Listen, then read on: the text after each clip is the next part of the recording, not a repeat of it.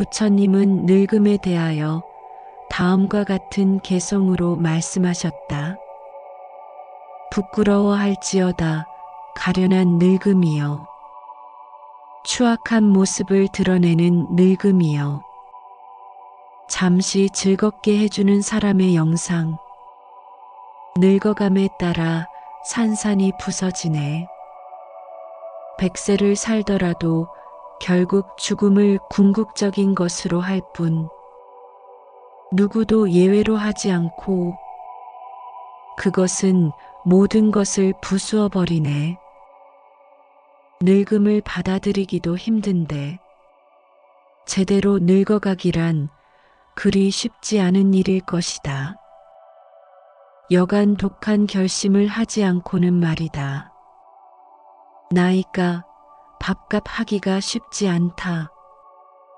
누구나 그렇겠지만 젊을 때는 안중에도 없던 일도 나이가 들수록 큰 일로 다가온다. 그렇다고 나이 듦을 피할 수도 없다. 피할 수 없는 이 일을 이제 내일로 맞이해야 한다. 내가 나를 책임져야 하기 때문이다. 늙음 타령한다고 해서 늙음이 사라지는 것은 아니다.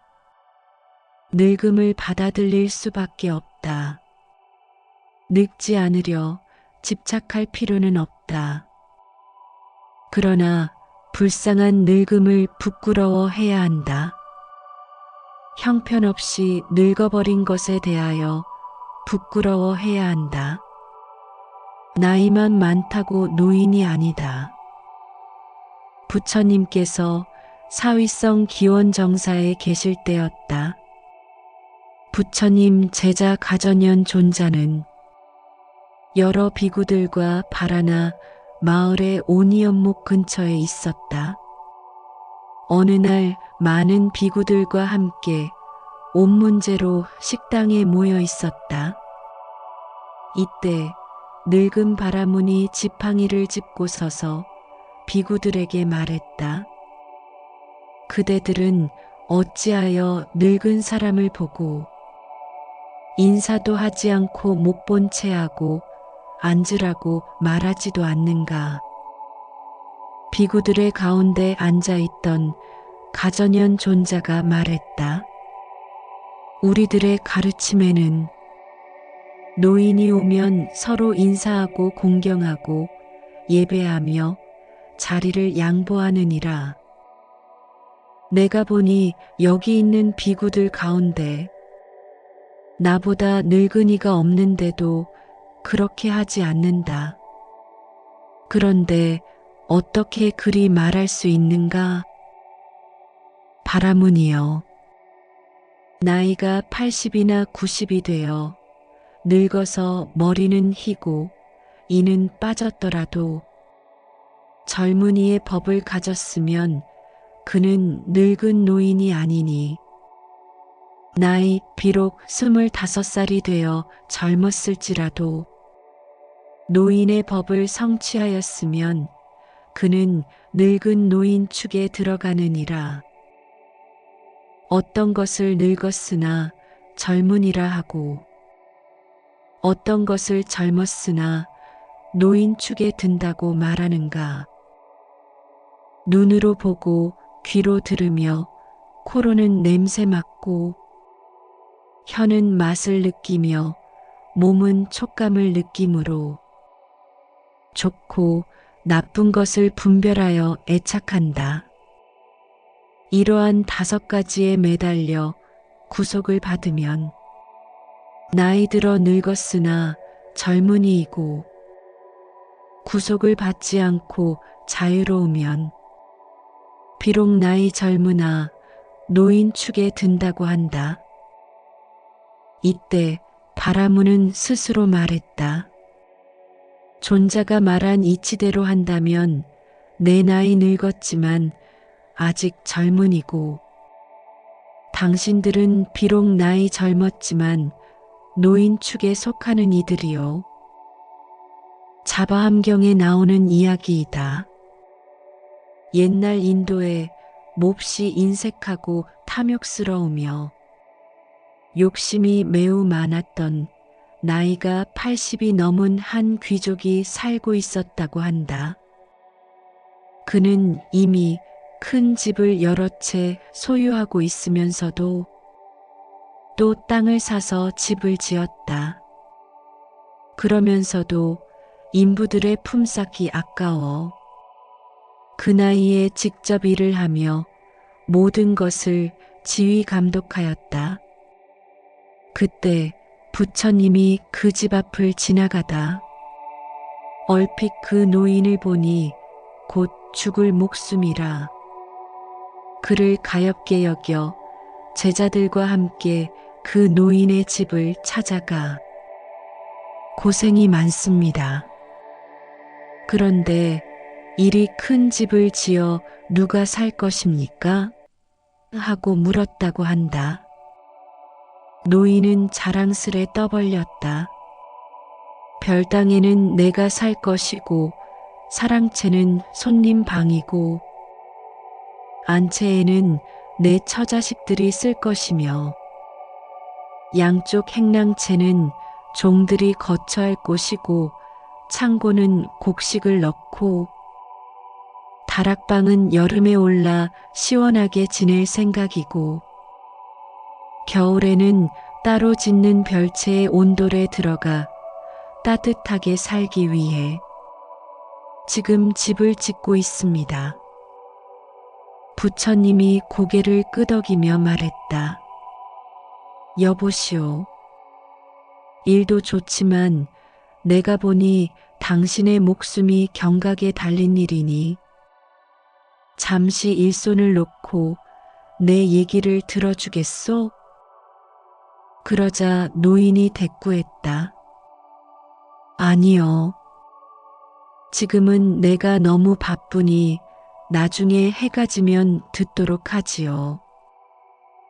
그 노인은 그렇게 부처님의 종용을 뿌리치며 정신없이 일에 매달려 서두르다 그만 본인의 실수로 별당채를 받쳐줄 석가래를 놓쳐 그것에 깔려 죽고 말았다. 이를 예견했던 부처님은 그의 죽음을 듣고 제자들에게 이렇게 말했다고 전한다.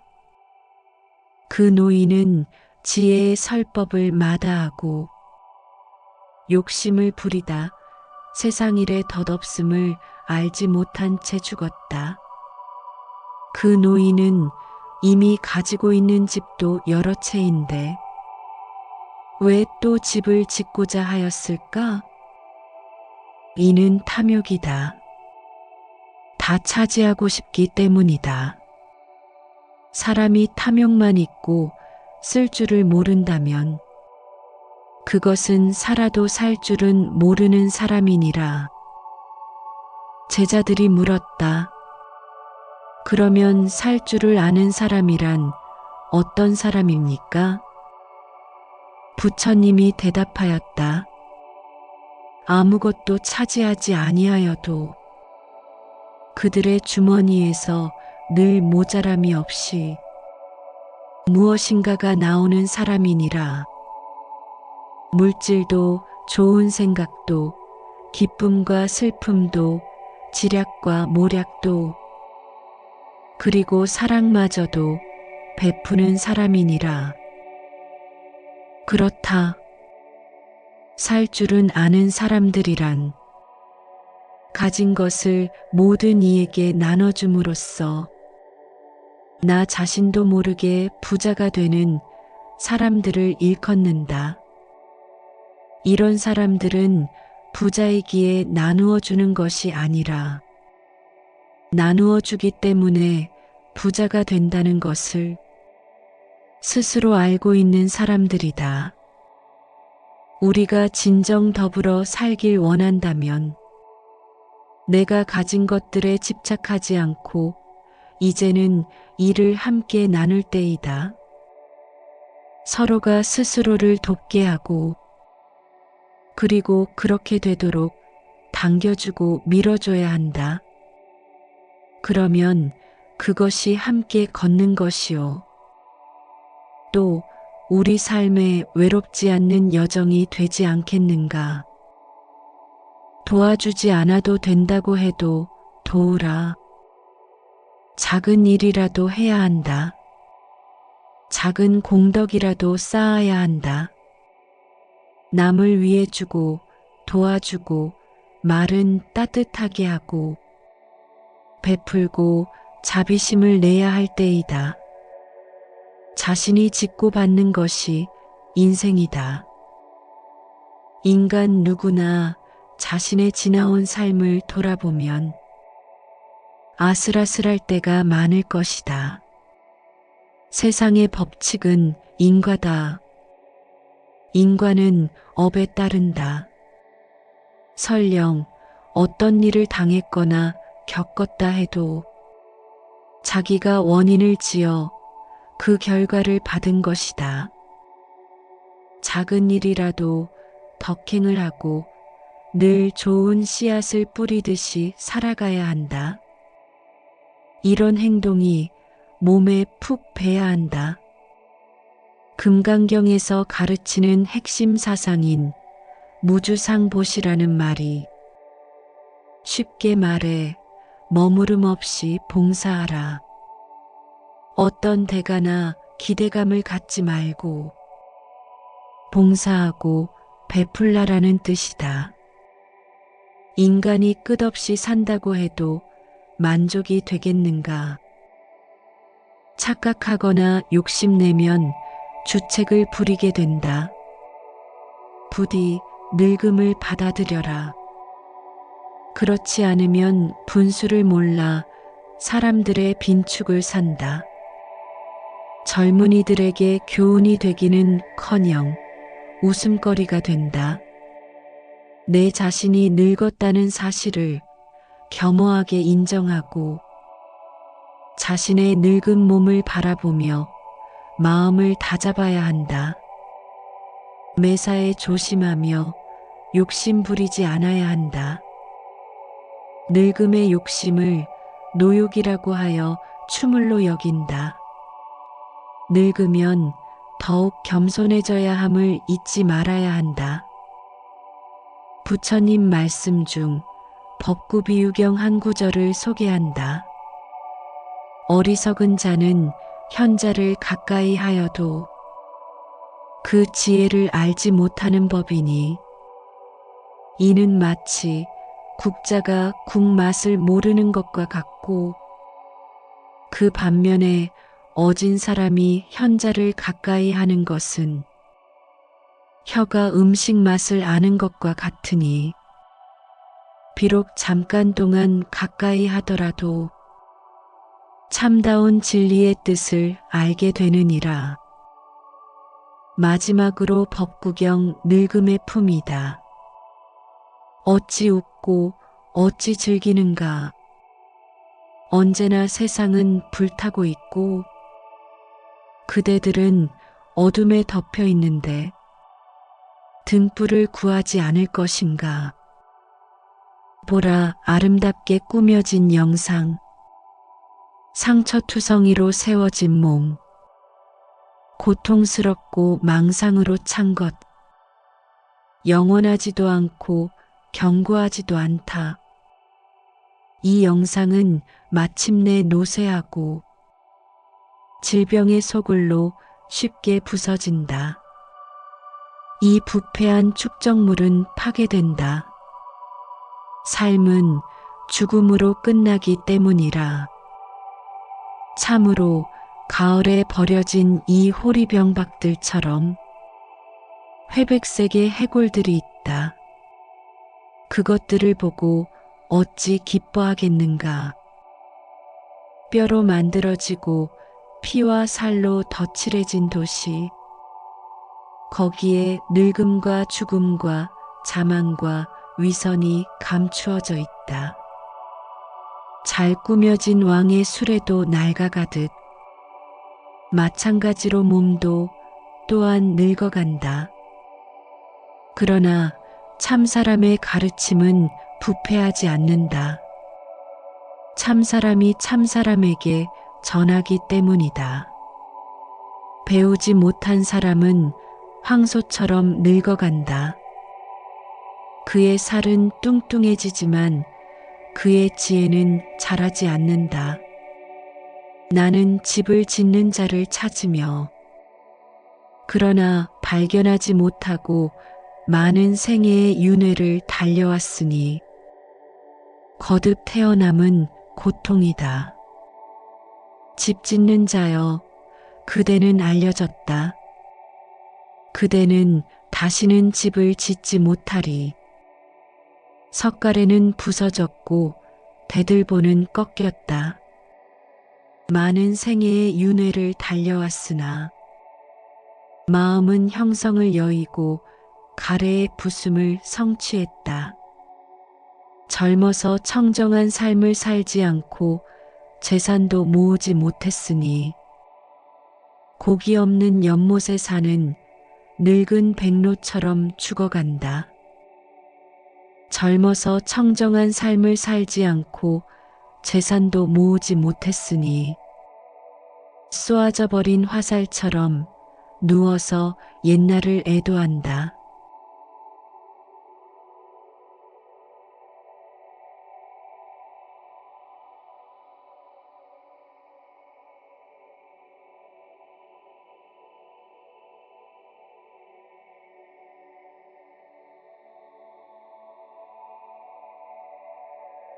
부처님은 늙음에 대하여 다음과 같은 개송으로 말씀하셨다.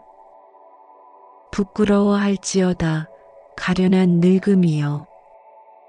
추악한 모습을 드러내는 늙음이여.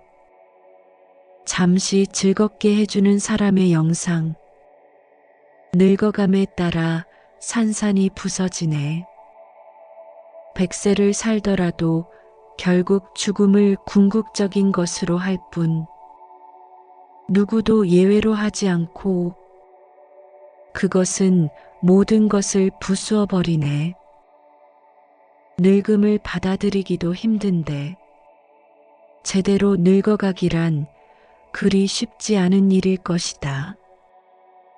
여간 독한 결심을 하지 않고는 말이다.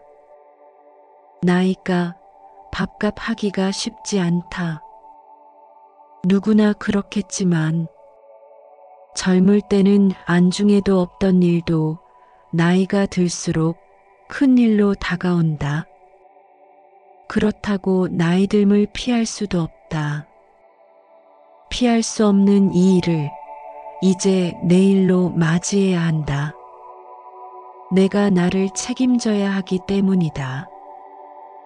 늙음 타령한다고 해서 늙음이 사라지는 것은 아니다. 늙음을 받아들일 수밖에 없다. 늙지 않으려 집착할 필요는 없다. 그러나 불쌍한 늙음을 부끄러워해야 한다. 형편없이 늙어버린 것에 대하여 부끄러워해야 한다. 나이만 많다고 노인이 아니다. 부처님께서 사위성 기원정사에 계실 때였다. 부처님 제자 가전연 존자는 여러 비구들과 바라나 마을의 오니연목 근처에 있었다. 어느 날 많은 비구들과 함께 옷 문제로 식당에 모여 있었다. 이때 늙은 바라문이 지팡이를 짚고 서서 비구들에게 말했다.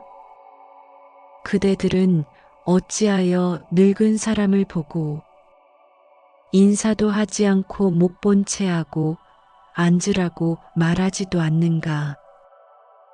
비구들의 가운데 앉아있던 가전연 존자가 말했다. 우리들의 가르침에는 노인이 오면 서로 인사하고 공경하고 예배하며 자리를 양보하느니라. 내가 보니 여기 있는 비구들 가운데 나보다 늙은이가 없는데도 그렇게 하지 않는다. 그런데 어떻게 그리 말할 수 있는가? 바라문이여, 나이가 80이나 90이 되어 늙어서 머리는 희고 이는 빠졌더라도 젊은이의 법을 가졌으면 그는 늙은 노인이 아니니 나이 비록 25살이 되어 젊었을지라도 노인의 법을 성취하였으면 그는 늙은 노인 축에 들어가느니라. 어떤 것을 늙었으나 젊으니라 하고 어떤 것을 젊었으나 노인 축에 든다고 말하는가. 눈으로 보고 귀로 들으며 코로는 냄새 맡고 혀는 맛을 느끼며 몸은 촉감을 느끼므로 좋고 나쁜 것을 분별하여 애착한다. 이러한 5가지에 매달려 구속을 받으면 나이 들어 늙었으나 젊은이이고 구속을 받지 않고 자유로우면 비록 나이 젊으나 노인 축에 든다고 한다. 이때 바라무는 스스로 말했다. 존자가 말한 이치대로 한다면 내 나이 늙었지만 아직 젊은이고 당신들은 비록 나이 젊었지만 노인 축에 속하는 이들이요. 자바함경에 나오는 이야기이다. 옛날 인도에 몹시 인색하고 탐욕스러우며 욕심이 매우 많았던 나이가 80이 넘은 한 귀족이 살고 있었다고 한다. 그는 이미 큰 집을 여러 채 소유하고 있으면서도 또 땅을 사서 집을 지었다.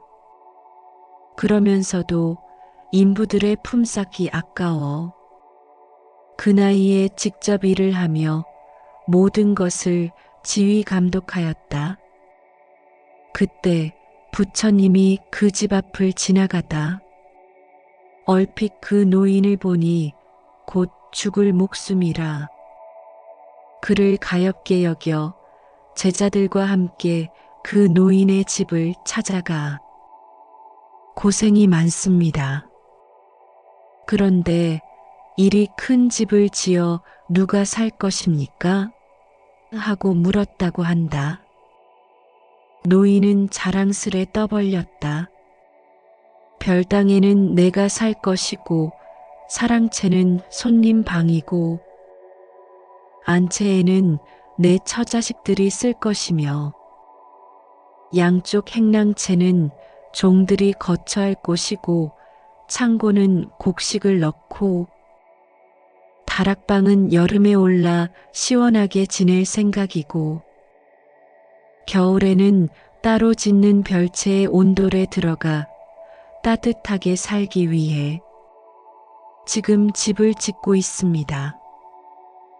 부처님이 고개를 끄덕이며 말했다. 여보시오. 일도 좋지만 내가 보니 당신의 목숨이 경각에 달린 일이니 잠시 일손을 놓고 내 얘기를 들어주겠소? 그러자 노인이 대꾸했다. 아니요. 지금은 내가 너무 바쁘니 나중에 해가 지면 듣도록 하지요.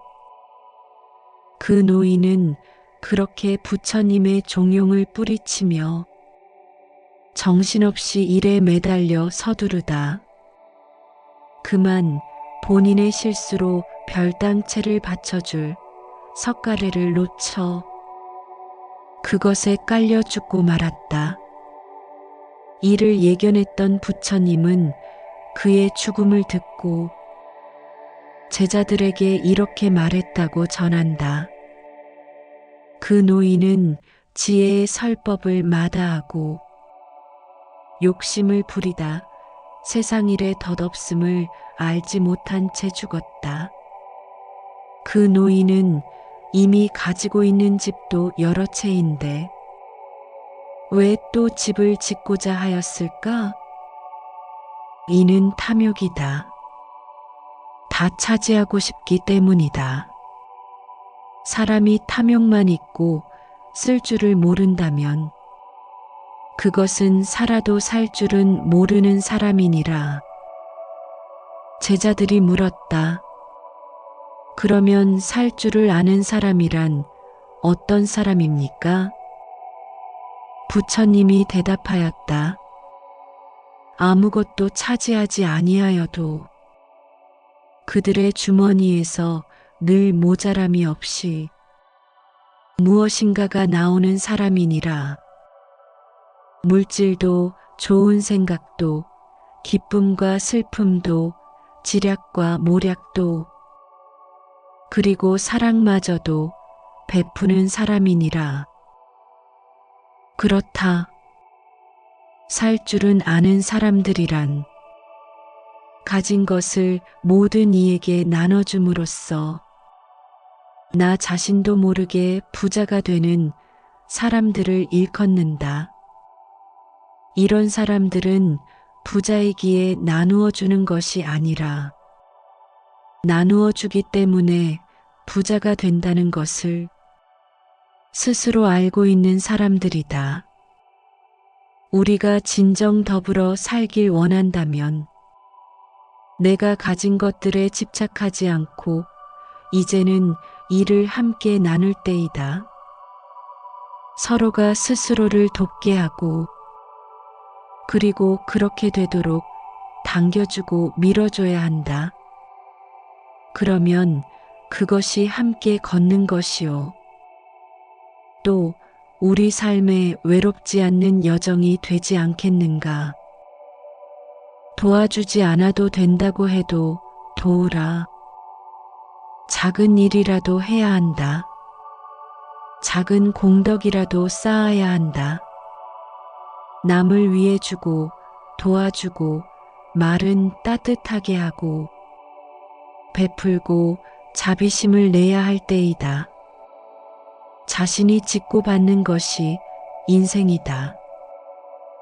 인간 누구나 자신의 지나온 삶을 돌아보면 아슬아슬할 때가 많을 것이다. 세상의 법칙은 인과다. 인과는 업에 따른다. 설령 어떤 일을 당했거나 겪었다 해도 자기가 원인을 지어 그 결과를 받은 것이다. 작은 일이라도 덕행을 하고 늘 좋은 씨앗을 뿌리듯이 살아가야 한다. 이런 행동이 몸에 푹 배야 한다. 금강경에서 가르치는 핵심 사상인 무주상보시라는 말이 쉽게 말해 머무름 없이 봉사하라.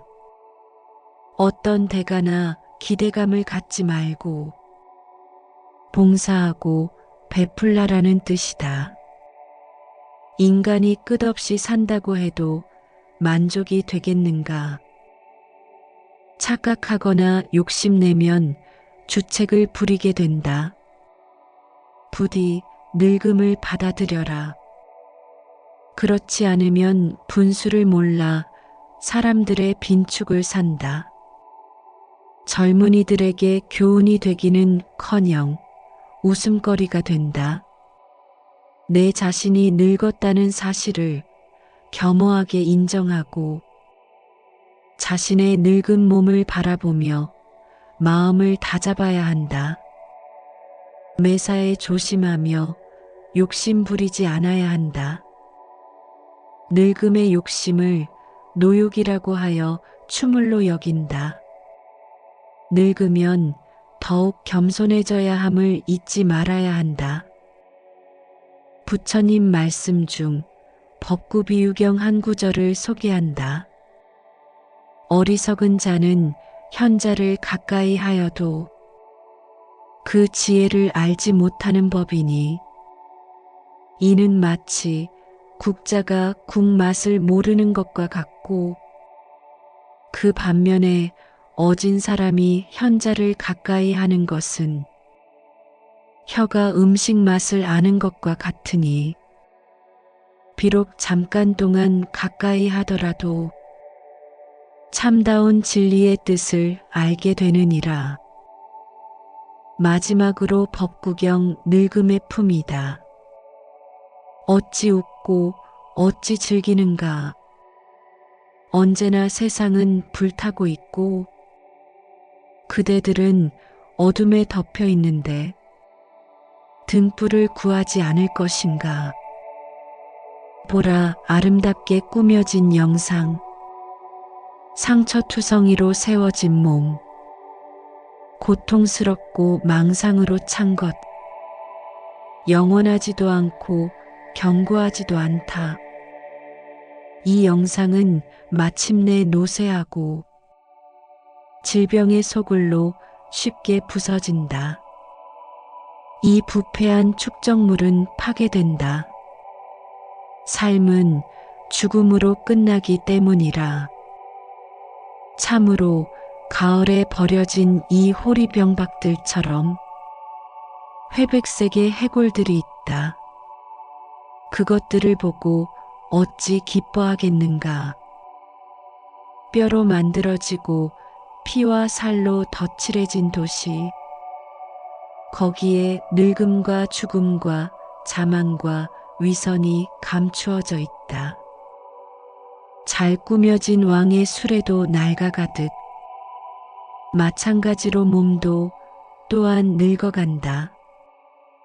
그러나 참사람의 가르침은 부패하지 않는다. 참사람이 참사람에게 전하기 때문이다. 배우지 못한 사람은 황소처럼 늙어간다. 그의 살은 뚱뚱해지지만 그의 지혜는 자라지 않는다. 나는 집을 짓는 자를 찾으며 그러나 발견하지 못하고 많은 생애의 윤회를 달려왔으니 거듭 태어남은 고통이다. 집 짓는 자여, 그대는 알려졌다.